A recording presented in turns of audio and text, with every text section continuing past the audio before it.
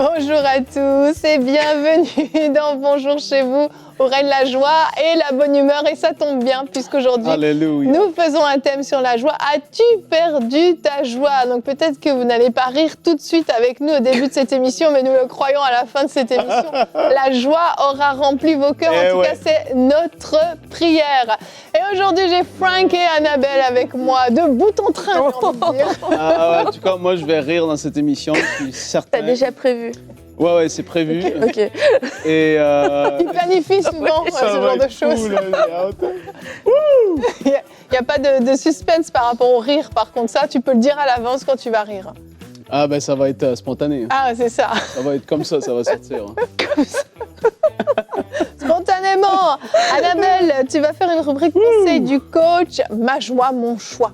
Oui, on va se rappeler que la joie, c'est un choix. Ça ne dépend pas de nos circonstances actuelles. Alors peut-être qu'aujourd'hui, vous commencez cette émission que la mine un peu basse, mais je crois que vous allez redécouvrir cette joie et prendre un bon choix pour rire avec Frank. Oh yes! Tout au long de l'émission, Frank ne va faire que rire tout au long de cette émission. Ah, mais c'est important de rire quand même. Hein? Ce qui est génial avec toi, c'est que tu as un rire contagieux en plus. Donc des fois, la chose qui te fait rire ne nous fait pas rire, mais nous, on rigole juste de devoir rire. C'est ça qui est génial. Tu veux parler de l'autre soir chez vous quand tu ris avec Mickaël? Non, okay, ça va aller. Tu pourras en reparler, Frank. Mais il était le seul à rire, en tout cas. Mais Mickaël a ri à un moment donné, oui, ça m'a fait rire de le voir. On a ri de toi. J'aime ça quand il rit, Mickaël. Et oui, il se passe des choses dans les coulisses, comme vous pouvez le constater. Allez, on va commencer avec toi, Frank, dans cette pensée pleine de joie.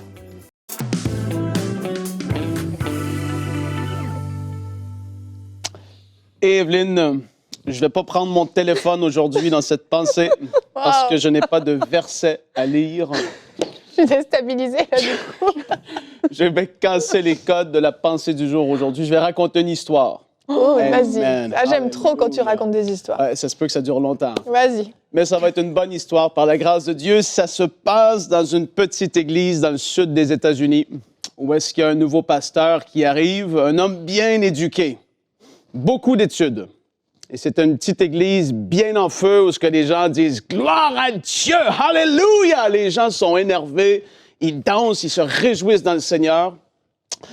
Et ce pasteur-là, les filles, croyez-le ou pas, il est arrivé et il a dit « Dans 6 mois, il n'y a plus personne qui va crier ici. Oh. Ça va être bien ordonné, bien carré. Je vais apporter mes sermons très neutre, monotone, terre à terre, et ça va être comme ça maintenant, l'Église. Et donc là, au bout de 6 mois, c'est ce qui s'est passé. L'Église était rendue morte. Plus un son. Les gens assistaient aux réunions, et c'était comme ça. Il était tellement content, il a dit « J'y arrivais ». Avec toutes mes études, on n'est pas contre les études, mais avec toutes ses études, il avait des sermons tellement longs. Et là, il s'est préparé son sermon 10 pages. Et rendu au milieu de son sermon, après la 5e page qui a été tournée, il entend dans le fond de l'église un bon vieux diacre, comme on le dit, un homme de Dieu qui se réjouissait dans le Seigneur. Il entend dans le fond de l'église « Wouh! Alléluia! » Et là, le monde... Le pasteur qui était là, ses feuilles...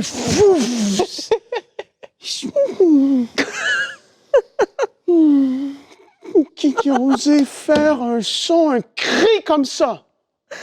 Il ramasse ses papiers, fait une prière de clôture de réunion et il se dit, demain, je vais aller le voir et je vais lui demander c'était quoi son problème.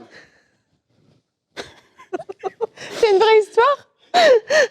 Il arrive chez le monsieur, et là, il se dit en dedans de lui, le pasteur, c'est pas une rencontre pastorale, c'est une discussion homme à homme. Parce qui oserait interrompre un sermon que je donne? Et il arrive chez le monsieur, et le monsieur était dans ses champs. Il avait ses bœufs comme ça devant lui, ses bœufs devant lui, et là... Et là, il s'aperçoit que le pasteur est là au loin, il arrête tout et il s'en va en courant. Il dit « Monsieur le pasteur, comment vous allez? » Et là, le pasteur lui dit « Non, non, non, C'est pas une rencontre pastorale, je suis ici de parler homme à homme. Là, tu vas me dire ce qui a bien pu te faire crier au plein milieu de mon sermon que j'avais préparé pour que je ne puisse plus jamais répéter cette chose, pour que ne plus jamais personne crie en plein milieu de mon sermon. Là, le monsieur, il voit qu'est-ce qui se passe. Il lève sa jambe, il l'appuie sur une roche un peu, il prend une position. Monsieur le pasteur, on va mettre une chose bien au clair. Il n'y a pas une seule chose dans les 6 derniers mois que tu as dit qui aurait pu me faire crier, pas une fois. Alléluia! Et le pasteur, il dit, qu'est-ce que c'est que ça? Il dit non! Mais il dit, quand je suis dans le fond de l'Église, et que je pense à ce que Dieu a fait pour moi dans ma vie, à ce qu'il est venu me chercher là où est-ce que j'étais dans la boue du péché, comment il a guéri mon mariage, comment il est intervenu dans la vie de mes enfants, alléluia! Il se met à s'exciter dans le champ, au beau milieu de nulle part, il a dit, j'ai pas besoin d'église pour m'énerver, pour crier, pour rire de joie, alléluia! Tout ce que j'ai de besoin, c'est de penser à ce que Dieu a fait pour moi. Là, le pasteur est là devant lui, mais j'ai jamais entendu ça. Le monsieur lui dit, tiens, j'en sens un qui arrive maintenant. Tiens, mes bœufs. Il commence à danser dans le champ. Alléluia! Merci, Seigneur, pour ce que tu as fait. Le pasteur, jamais il a vu ça auparavant. Le monsieur, il lui dit, pasteur, si vous pensez que vos sermons bien réfléchis vont faire crier qui que ce soit de joie, et se réjouir dans le Seigneur, vous vous trompez. Et aujourd'hui, je te dis la même chose. Si tu penses que peu importe la circonstance que tu vis, ça peut t'arrêter de te réjouir, de te manifester une joie dans le Seigneur, peu importe ce qui se passe, tu te dis, je suis sauvé. Peu importe ce qui se passe, tu es à l'épicerie en train de faire le magasinage, en train d'acheter tu dis, wouh, alléluia, parce que Dieu a fait tellement de choses dans ma vie. Là, on sort de la religion. On sort de la religiosité, on sort du chose bien calculée. Et moi, personnellement, vous le savez, dans ma voiture, ça m'est arrivé tellement de fois que j'ai ri, j'ai pleuré dans la présence de Dieu parce que je réfléchissais à tout ce qu'il avait fait pour moi. Aujourd'hui, cette histoire pour vous dire que peu importe ce que vous vivez, peu importe ce que les hommes vont vouloir mettre comme poids dans votre vie, même si c'est compliqué au travail, même si c'est dur avec les enfants, même s'il n'y a personne qui peut ôter la joie du salut, la joie que le Seigneur a mis en nous, de se rappeler de tout ce qu'il a fait. Aujourd'hui, je t'encourage dans cette longue pensée, alléluia, à te rappeler de ce que Dieu a fait pour toi et qu'il n'a pas fini d'agir en ta faveur. Non, au contraire, il va continuer de le faire.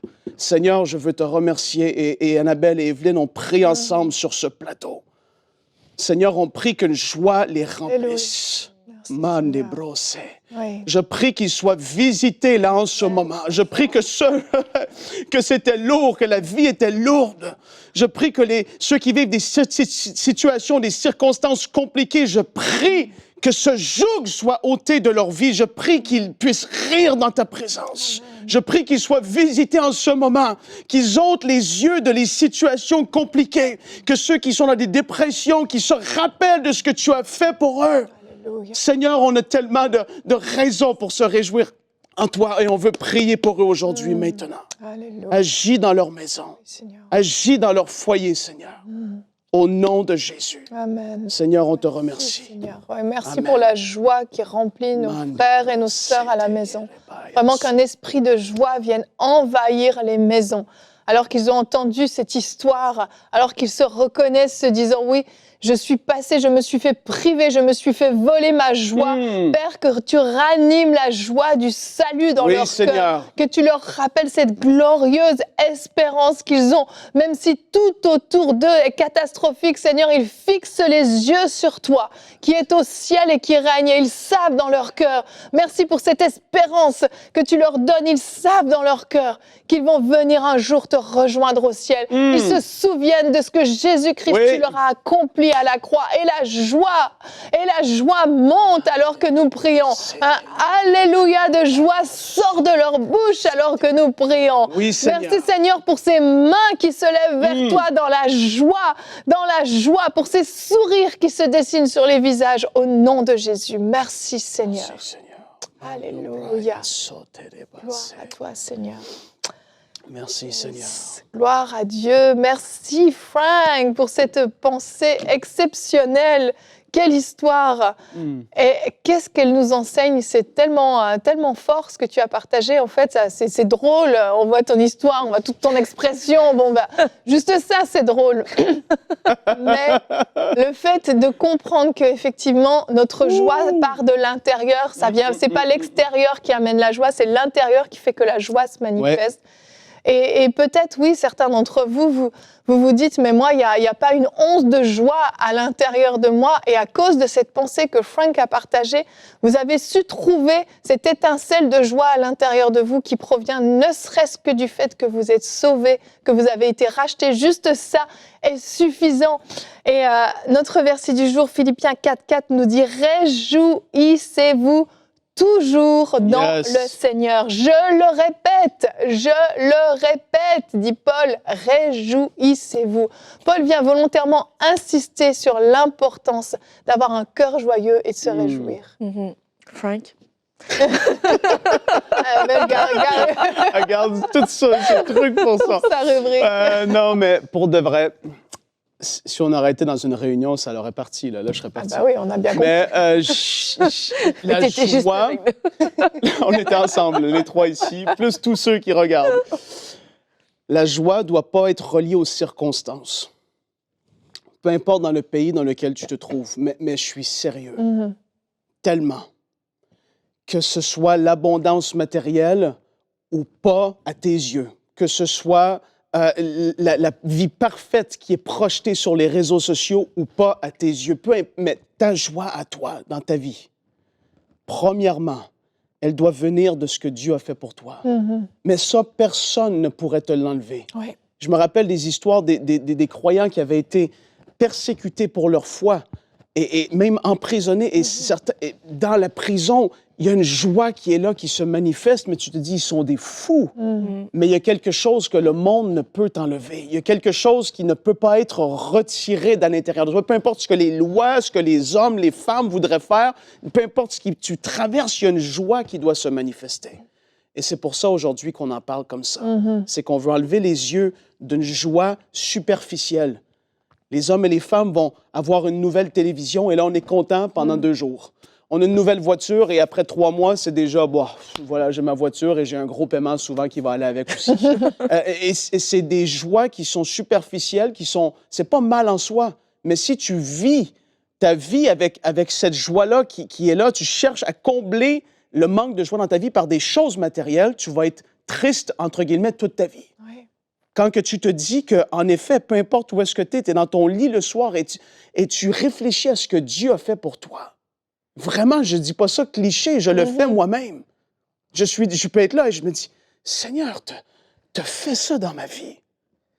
Qu'est-ce que t'es bon. Et là, je commence à me réjouir dans sa présence. Seul-là, on est appelé à vivre ça.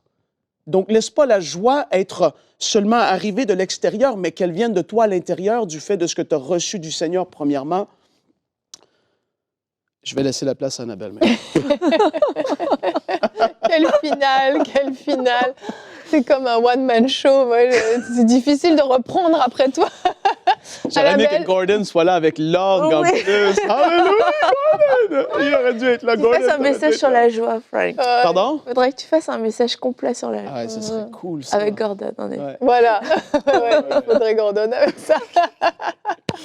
Allez, on va continuer. On va voir justement l'importance de choisir la joie avec Annabelle dans la rubrique Conseil du coach.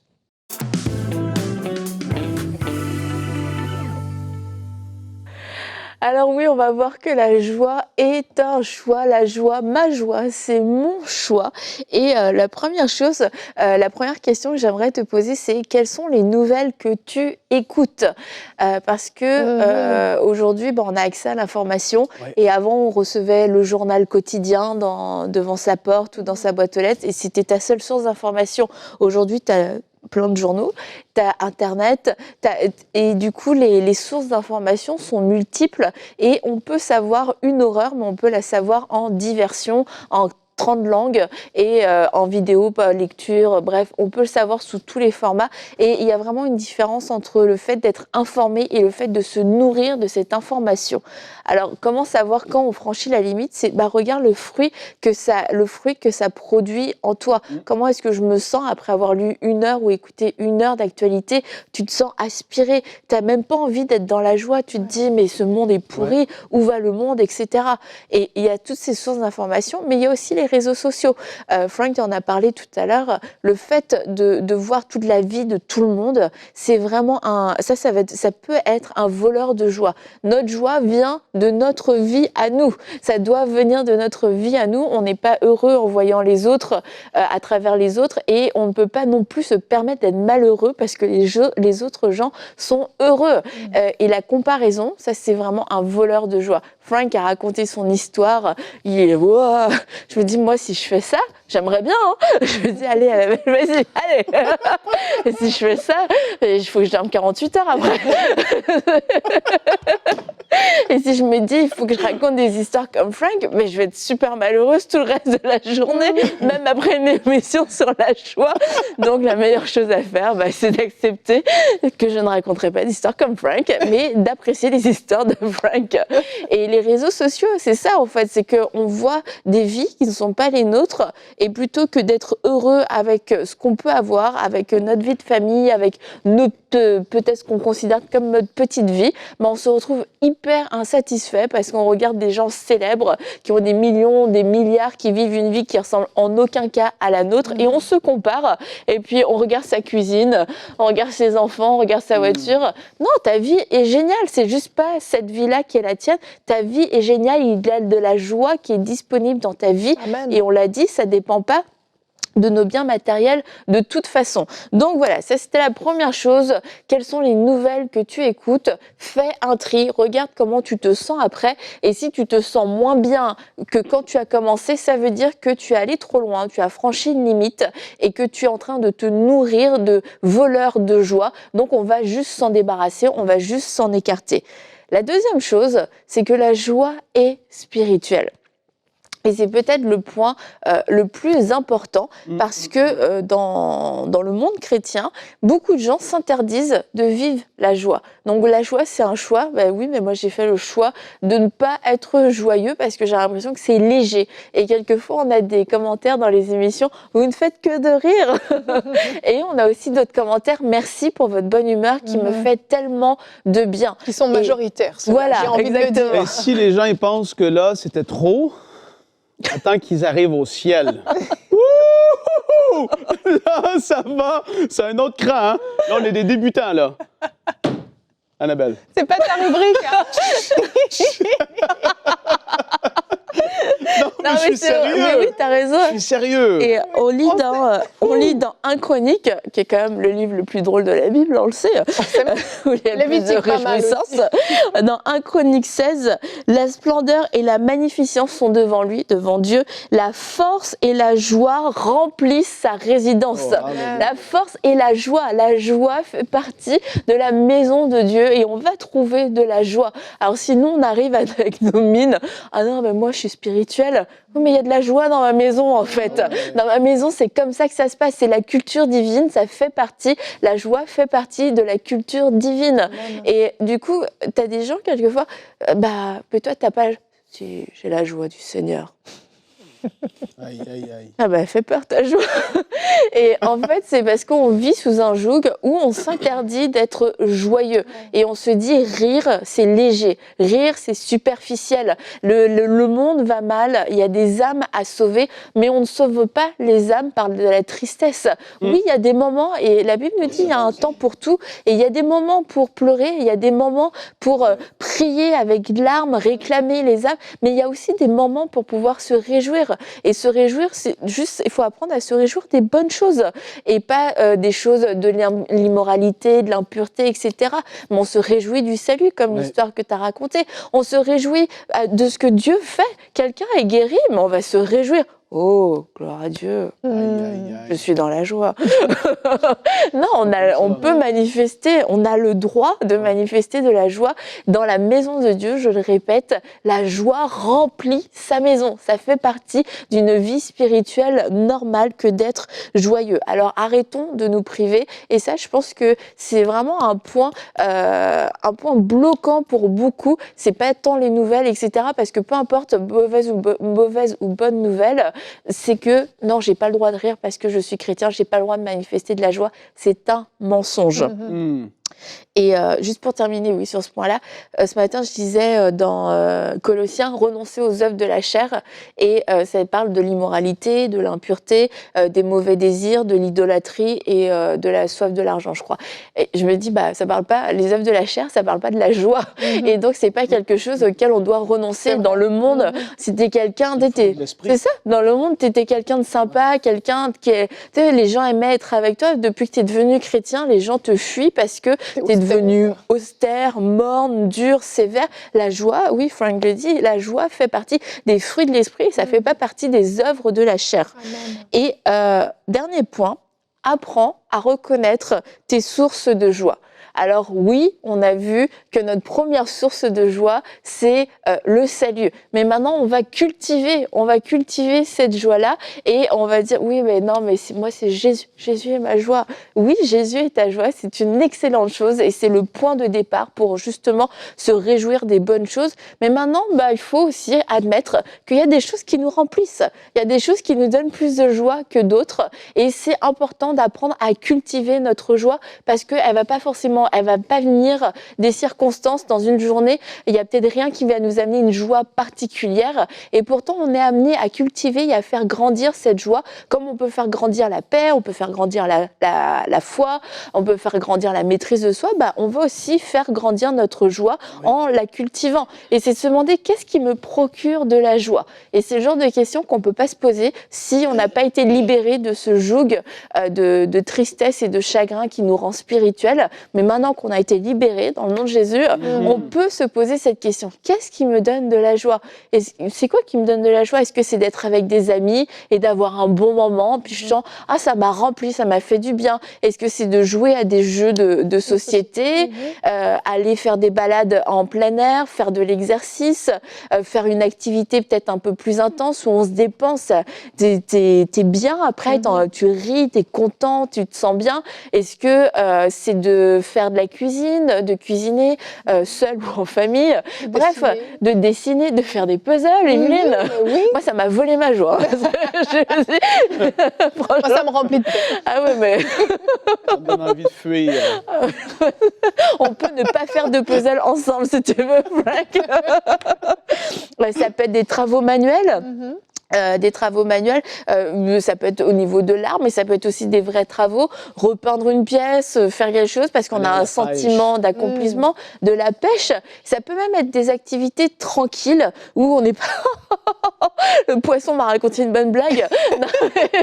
Parce qu'on se dit la pêche, en quoi? Mais parce que ça t'apporte de la joie, en fait. Tu sens que tu te sens bien, t'es détendu, tu sais, tu souris et tout ça. Et il y a des choses qu'on fait sans s'en rendre compte, ça nous donne le sourire. T'es tout seul, tu souris. Et ça, t'es pas obligé de rire quand t'es joyeux. Rire et la joie, c'est pas forcément tout le temps en même temps. Exactement, c'est pas forcément quelque chose de drôle. C'est quelque chose qui nous fait du bien. On se sent bien à ce moment-là, puis juste on a envie de sourire. On est bien, on est content. Et il y a des choses dans votre vie qui sont accessibles, qui ne coûtent pas d'argent. Et c'est juste, faut les mettre en place.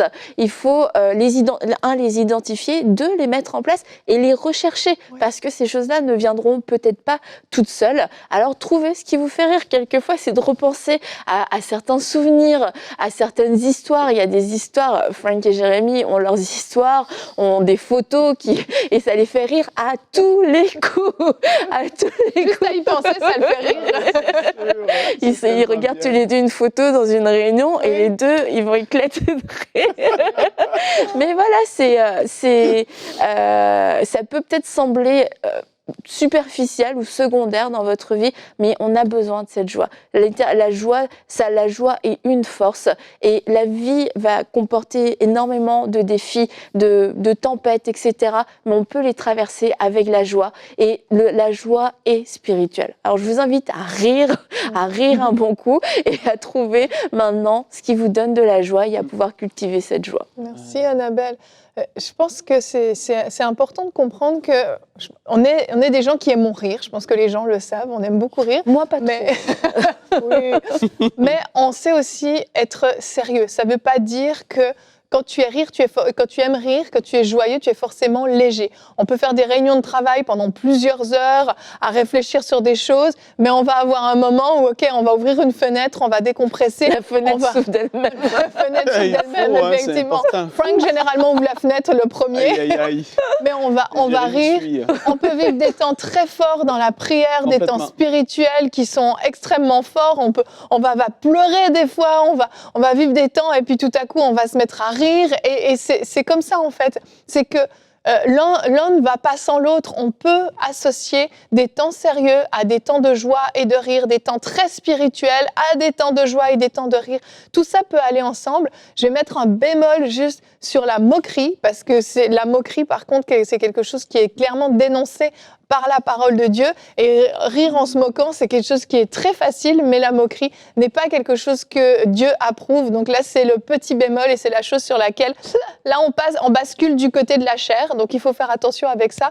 Mais au-delà de ça, le Seigneur, en fait, est content de voir ses enfants dans la joie. Comme tu l'as dit, Frank et Annabelle, c'est un fruit de l'esprit. C'est quelque chose qui nous a été donné pour notre bien. Et un corps joyeux est un bon remède, nous dit la parole de Dieu. Donc c'est bon pour nos corps, c'est bon pour nos âmes, et je suis sûre que c'est bon même pour nos esprits. Alléluia. Jésus est joyeux. Et pas de suite. C'est tout. D'accord. Il faut être comme lui. C'était le mot de la fin. Bravo, Annabelle. Les gens peuvent mettre un commentaire. Bravo, Annabelle. Elle a bien fait ça. C'est très bon, très, très bon. La différence entre la joie et rire, ça, c'est fort, parce que beaucoup de gens vont associer les deux comme ça. Vrai. Mais j'ai une joie profonde quand je fais certains trucs, et c'est tellement agréable. Merci. C'est tout. C'était magnifique. On peut acclamer la pensée du jour de Frank quand même. Je trouve que c'était la pensée la plus originale depuis l'histoire de Bonjour chez vous. Demain, on va se retrouver sur un thème un peu moins joyeux, mais très important aussi. Je ne veux pas être là. Non, c'est pas vrai. Ça, c'est une blague. Est-ce que tu fais ta part pour le royaume de Dieu? Et Frank sera là puisqu'il va répondre à une question dans Pasteur, j'ai une question. Comment surmonter la peur qui m'empêche de répondre à l'appel de Dieu? Peut-être par le rire, on verra, on le saura. En tout cas, demain, si vous êtes avec nous, si vous nous avez supporté tout au long de cette émission, vous serez là demain. Que Dieu vous remplisse de sa joie. Passez une bonne journée avec le sourire. À demain. Bonjour chez vous.